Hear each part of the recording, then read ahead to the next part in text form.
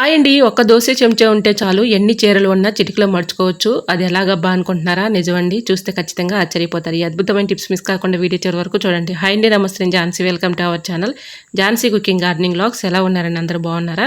నేనైతే చాలా బాగున్నాను. మీరు కూడా చాలా చాలా బాగుండాలని మనస్ఫూర్తిగా కోరుకున్నాను. ఇంకా లేట్ చేయకుండా ఫస్ట్ టిప్ని అయితే తెలుసుకుందాం. మనకి రైస్ అనేది చక్కగా పొడి పొడిలాడుతూ ఉండాలంటే కొద్దిగా ఆయిల్ కానీ కొద్దిగా నిమ్మరసం కానీ ఇలా వేసేసామనుకోండి పొడి పొడిలాడుతూ వస్తుంది. ట్రై చేయండి. ఇంకా సెకండ్ టిప్ని తెలుసుకుందాం. బిర్యానీ మనం ఎక్కువగా చేసుకుంటూ ఉంటాం కదండి.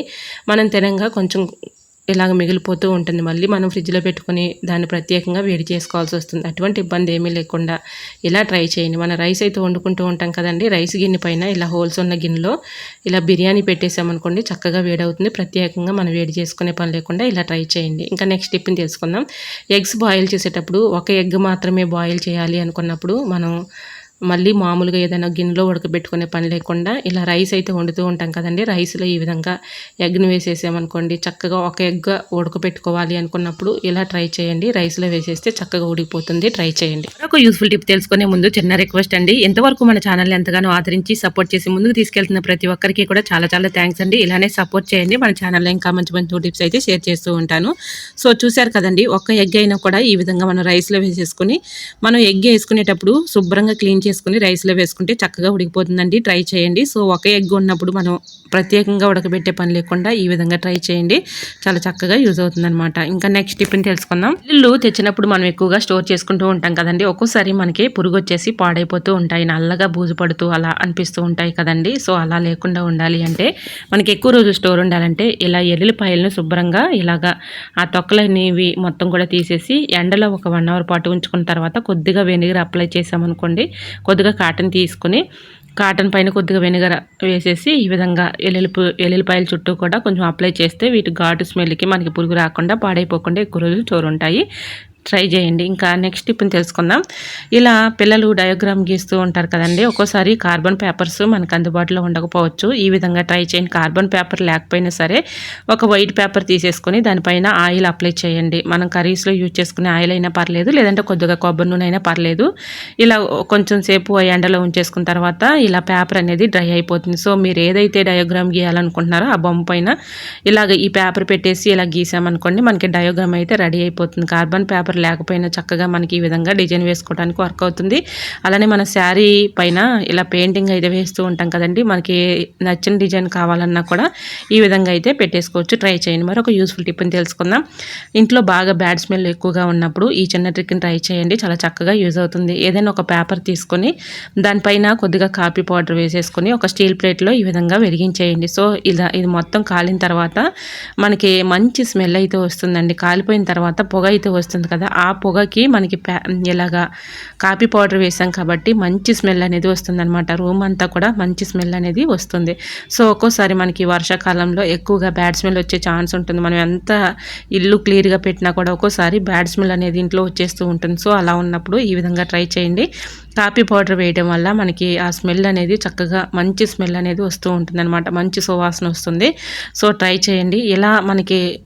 ఇలా మనం వెలిగించుకోవడం వల్ల బ్యాడ్ స్మెల్ ఉండదు, అలానే నెగిటివ్ ఎనర్జీ కూడా ఉండదండి. సో మనకి కిచెన్లో ఉన్నటువంటి చిన్న చిన్న దోమలు కానీ ఈగలు కానీ వీటి ఘాటుకి పరారైపోతాయి. ట్రై చేయండి. మరొక యూస్ఫుల్ టిప్ని తెలుసుకుందాం. వ్యాజ్లైన్ మన ఫేస్కే కాదండి, స్విచ్ బోర్డుకి వేసి చూడండి, అద్భుతం జరుగుతుంది. సో మనకి ఈ విధంగా ఇల్లంతా క్లీన్ చేస్తూ ఉంటాం కానీ ఇలా స్విచ్ బోర్డు పైన ఉన్నటువంటి డస్ట్ కానీ మరకలు కానీ అలానే ఉండిపోతూ ఉంటాయి కదండి. సో దాన్ని ఎలా క్లీన్ చేసుకోవాలనేది ఈ టిప్ అయితే షేర్ చేస్తున్నాను. సో ముందుగా మెయిన్ అయితే ఆఫ్ చేసేసుకోండి. ముందుగా మెయిన్ ఆఫ్ చేసుకుంటే మనకి ఎటువంటి ప్రాబ్లం అయితే ఉండదు. నేనైతే ఇక్కడ మెయిన్ ఆఫ్ చేయలేదండి. ఇక్కడ నాకు లైటింగ్ చాలదని నేను ఇంకా మామూలుగా నేను ఇక్కడ మెయిన్ ఆఫ్ చేయకుండా మీకు చూపిస్తున్నాను అనమాట. మీరైతే మెయిన్ ఆఫ్ చేసేసుకోండి. సో ఈ విధంగా అయితే ఇలా స్విచ్ బోర్డుల పైన స్విచ్ల పైన ఉన్నటువంటి డస్ట్ మనం క్లీన్ చేయాలంటే చాలా భయంగా ఉంటూ ఉంటుంది. ఎందుకంటే కరెంట్ షాక్ కొట్టిద్దేమని భయపడుతూ ఉంటాము. సో ఈ విధంగా ముందుగానే మనం మెయిన్ ఆఫ్ చేసుకుంటే ఎటువంటి ప్రాబ్లం అనేది ఉండదు. ఈ విధంగా కొద్దిగా వ్యాజ్లైన్ తీసుకొని కొద్దిగా కాటన్ తీసుకొని కాటన్కి వ్యాజ్లైన్ అప్లై చేసేసి ఇలా అయితే క్లీన్ చేసేసుకోవచ్చు. చక్కగా క్లీన్ అవుతుంది అనమాట. సో దీనిపైన ఉన్నటువంటి డస్ట్ కానీ ఆయిల్ మార్కులు కానీ పూర్తిగా చక్కగా తొలగిపోతాయి. ట్రై చేయండి. మరొక యూస్ఫుల్ టిప్ని తెలుసుకుందాం. దువ్వెనలు ఉంటాయి కదండి. దువ్వెనలు మనం బయటికి వెళ్ళేటప్పుడు ఒక్కోసారి హడావుడిలో మురుగ్గా ఉన్నటువంటి దువ్వెనలు మనం దువ్వుకోవాలంటే చాలా ఇబ్బంది పడుతూ ఉంటాము. అప్పటికప్పుడు మనం హడావుడిలో ఉన్న ఈజీగా క్లీన్ చేసుకునే అద్భుతమైన టిప్‌ని అయితే షేర్ చేస్తున్నానండి.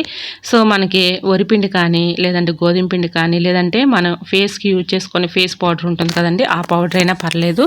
సో, ఇలా ఫేస్ పౌడర్ వేసేసి పాతది ఒక టూత్ బ్రష్ తీసుకొని ఇలా దువ్వెనలపై పౌడర్ వేశాను కదండీ! ఇప్పుడు పాతది టూత్ బ్రష్ పెట్టి ఈ విధంగా క్లీన్ చేసేసామనుకోండి, దానిపైన ఉన్నటువంటి డస్ట్ కానీ, జిడ్డు కానీ అదంతా కూడా తొలగిపోతుందండి. అంత చక్కగా వర్క్ అవుతుందనమాట. ఇలా పౌడర్ వేసేసి క్లీన్ చేసుకున్నా కూడా మనకి ఆ డస్ట్ అనేది మొత్తం కూడా వచ్చేస్తుంది. ట్రై చేయండి, చాలా చక్కగా వర్క్ అవుతుందనమాట. ఈ విధంగా మనకి అప్పటికప్పుడు టైం లేదు అనుకున్నప్పుడు ఇలా అప్పటికప్పుడు చక్కగా కొద్దిగా పౌడర్ వేసేసి ఈ విధంగా చక్కగా క్లీన్ చేసుకుంటే ఇలాగా దానిపైన ఉన్నటువంటి జిడ్డు కానీ, డస్ట్ కానీ అంతా కూడా తొలగిపోతుంది. ట్రై చేయండి. సో, మనం అస్తమానం లిక్విడ్ సోపే కాకుండా ఈ విధంగా పౌడర్ అయినా వేసేసుకొని చక్కగా క్లీన్ చేసుకోవచ్చండి. ట్రై చేయండి. మరొక యూస్ఫుల్ టిప్ తెలుసుకునే ముందు చిన్న రిక్వెస్ట్ అండి. ఇంతవరకు మన ఛానల్ని ఎంతగానో ఆదరించి సపోర్ట్ చేసి ముందుకు తీసుకెళ్తున్న ప్రతి ఒక్కరికి కూడా చాలా చాలా థ్యాంక్స్ అండి. సో, చాలామంది కూడా మీ టిప్స్ బాగుంటున్నాయి మేడం అని చెప్తున్నారు. చాలా చాలా థ్యాంక్స్ అండి.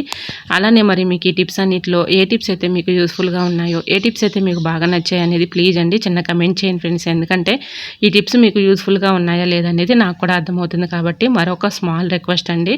మరి ఈ వీడియో మీరు ఎక్కడి నుంచి చూస్తున్నారో నాకు తెలియదు కానీ ప్లీజ్ అండి మీరు ఎక్కడి నుంచి చూసినా కూడా చిన్న కమెంట్ చేయండి ఫ్రెండ్స్. ఎందుకంటే నా వీడియో ఎంతవరకు వెళ్తుందని తెలుసుకోవడం కోసమే ఫ్రెండ్స్. తప్పకుండా చిన్న కమెంట్ చేస్తారని ఆశిస్తున్నాను. మరొక యూస్ఫుల్ టిప్ని తెలుసుకుందాం.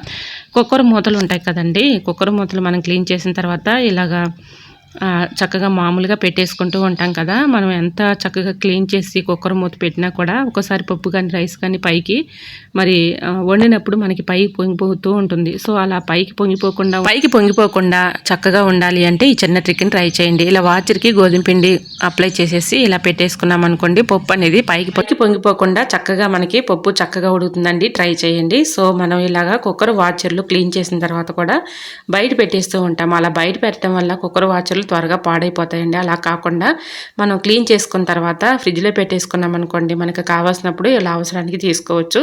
వాచర్లు కూడా పాడైపోకుండా ఉంటాయి. ట్రై చేయండి. మరొక యూస్ఫుల్ టిప్ని తెలుసుకుందాం. పాలు పైకి పొంగిపోకుండా ఉండాలంటే ఒక గెరిటిని ఈ విధంగా పెట్టేసామనుకోండి, పైకి పొంగిపోకుండా చక్కగా అందులోనే మరుగుతాయండి. సో, ట్రై చేయండి, చాలా చక్కగా యూజ్ అవుతుందన్నమాట. మనం ఏదైనా పని చేసుకునేటప్పుడు పొంగిపోతూ ఉంటాయి కదండి, మళ్ళీ పొంగిపోయినప్పుడు ఇలా స్టవ్ అంతా క్లీన్ చేయాల్సి వస్తుంది. అటువంటి ఇబ్బంది ఏమీ లేకుండా ఇలా మీరు ఏదైనా పనిలో ఉన్నప్పుడు మీడియం ఫ్లేమ్లో ఇలా మంటను పెట్టేసి పాలు పెట్టుకున్నా కూడా గెరిటిని పెట్టేస్తే పైకి పొంగిపోకుండా అందులోనే మరుగుతాయి. ట్రై చేయండి. మరొక యూస్ఫుల్ టిప్ని తెలుసుకుందాం. ఇలా బొప్పాయి కాయలు తెచ్చుకున్నప్పుడు మనకి పచ్చివిగా ఉంటూ ఉంటాయి కదండి, అవి త్వరగా పండాలి అంటే ఇలా న్యూస్ పేపర్లో చుట్టేసి ఇలా ఒక నైట్ అంతా అలా ఉంచేసి రైస్ బ్యాగ్లో పెట్టేసామనుకోండి, త్వరగా పండిపోతుంది అనమాట. ట్రై చేయండి, చాలా చక్కగా యూజ్ అవుతుంది ఈ టిప్ కూడా. సో, మరొక యూస్ఫుల్ టిప్ని తెలుసుకుందాం. ఈ టిప్ కూడా మనందరికీ యూజ్ అయ్యే అద్భుతమైన టిప్ అండి. వీడియోని ఎక్కడ కూడా స్కిప్ చేయకుండా చివరి వరకు చూడండి. సో, మనం శారీస్ అయితే ఇలాగ వాష్ చేసేసి మామూలుగా ఫోల్డింగ్ చేసుకుని పక్కన పెట్టుకుంటూ ఉంటాము. మనకి ఇలాగ త్వరగా మనం శారీ ఫోల్డింగ్ చేసేటప్పుడు త్వరగా రాదు కదండి, ఇలా ఎగుడు దిగుడుగా వస్తూ ఉంటుంది. సో, ముఖ్యంగా బ్యాచిలర్స్ అండి, కొత్తగా పెళ్ళైన వాళ్ళకి ఇలా శారీస్ మడత పెట్టాలి ఉన్నా కూడా ఒక సెంగు తీస్తుంటే ఇంకో సెంగు జారిపోతూ ఉంటుంది. సో, అలా కాకుండా బ్యాచిలర్స్ అయినా ఈజీగా మరి ఇలా ఫోల్డింగ్ చేసుకునే అద్భుతమైన టిప్ని అయితే షేర్ చేస్తున్నాను.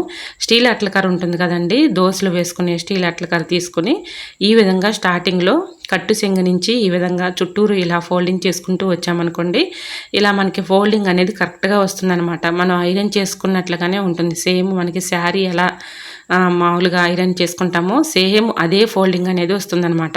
ఎక్కువగా కష్టపడే పని లేకుండా ముఖ్యంగా బ్యాచిలర్స్ కండి ఈ విధంగా శారీ ఫోల్డింగ్ చేయాలంటే వాళ్ళు చాలా ఇబ్బంది పడుతూ ఉంటారు. సో, ఈ విధంగా చక్కగా చుట్టూరు కూడా కట్టు సెంగు నుంచి ఈ విధంగా స్టీల్ అట్లకర్ర పెట్టేసి ఇలా అయితే ఫోల్డింగ్ చేసుకుంటూ చివరికి వచ్చేసరికి ఇలా స్టీల్ అట్లకర్ర తీసేసామనుకోండి, చాలా ఈజీగా సింపుల్గా ఇలా ఫోల్డింగ్ అనేది ఈజీగా వచ్చేస్తుంది అనమాట. ఎక్కువ కష్టపడే పని లేకుండా ఇలాగా స్టీల్ అట్లకర్ర ఎంత అయితే ఉందో అంత కొలతకి ఈ విధంగా చుట్టూరు కూడా ఇలా ఫోల్డింగ్ చేసుకుంటూ రావాలి.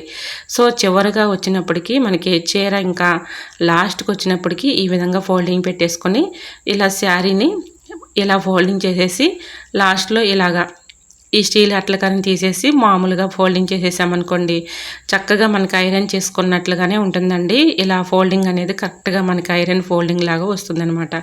ముఖ్యంగా మనం శారీ ఫోల్డింగ్ చేసేటప్పుడు ఒక్కోసారి ఒక సెంగు జారిపోతూ ఉంటుంది, ఒక సెంగు పైకి వస్తూ ఉంటుంది. సో అలా కాకుండా ఈ విధంగా చక్కగా స్టీల్ అట్లకార పెట్టి ఈ విధంగా ఫోల్డింగ్ చేసామంటే అస్సలు చెక్కు చెదరదండి, అంత చక్కగా ఉంటుందన్నమాట. ఐరన్ చేస్తే మనకి శారీ అయితే ఎలా ఉంటుందో సేమ్ ఇంకా అదే ఫోల్డింగ్ అనేది వస్తుందన్నమాట. ఒకటి పైన ఒకటి కింద ఇలా ఎగుడు దిగుడు లేకుండా మనకి ఫోల్డింగ్ అనేది కరెక్ట్గా వస్తుందన్నమాట. చూసారు కదండి, ఈ విధంగా స్టీల్ అట్లకారతో ఈజీగా మనం అయితే ఇలా ఐరన్ చేసుకున్నట్లుగానే ఫోల్డింగ్ అనేది ఈ విధంగా అయితే వేసేసుకోవచ్చు. సో మరి మీకు ఈ టిప్స్ అన్నీ నచ్చాయా? నచ్చితే ప్లీజ్ అండి చూస్తూ ఉండగానే చిన్న లైక్ చేయడం మాత్రం మర్చిపోకండి ఫ్రెండ్స్. ఇంకా నెక్స్ట్ టిప్ని తెలుసుకుందామండి. మనం ఇలాగా బెడ్షీట్ అయితే బెడ్ పైన వేస్తూ ఉంటాం కదండి, ఇలా చేతులతో ఫోల్డింగ్ చేయాలంటే చాలా ఇబ్బంది పడుతూ ఉంటాం. అలా కాకుండా ఇలా స్టీల్ అట్లకారతో ఈ విధంగా ఫోల్డింగ్ ఈ విధంగా పెట్టుకోవడానికి చాలా చక్కగా యూజ్ అవుతుందండి. ట్రై చేయండి. ఈ విధంగా చేతులతో పెట్టడానికి చాలా ఇబ్బంది పడుతూ ఉంటాం, ఫింగర్స్ నొప్పులు వచ్చేస్తూ ఉంటాయి. అలా కాకుండా స్టీల్ అట్లకారతో ఈ విధంగా ఫోల్డింగ్ అనేది కరెక్ట్గా పెట్టుకోవచ్చు. ట్రై చేయండి. మరి ఈ టిప్స్ అన్నీ నచ్చితే ప్లీజ్ అండి చూస్తూ ఉండగానే మీ బ్యూటిఫుల్ హ్యాండ్స్తో చిన్న లైక్ చేసి మన ఛానల్ని సబ్స్క్రైబ్ చేసుకోండి. ఓకేనండి, మరొక వీడియోతో మళ్ళీ కలుసుకుందాం. అంతవరకు bye bye. Thanks for watching.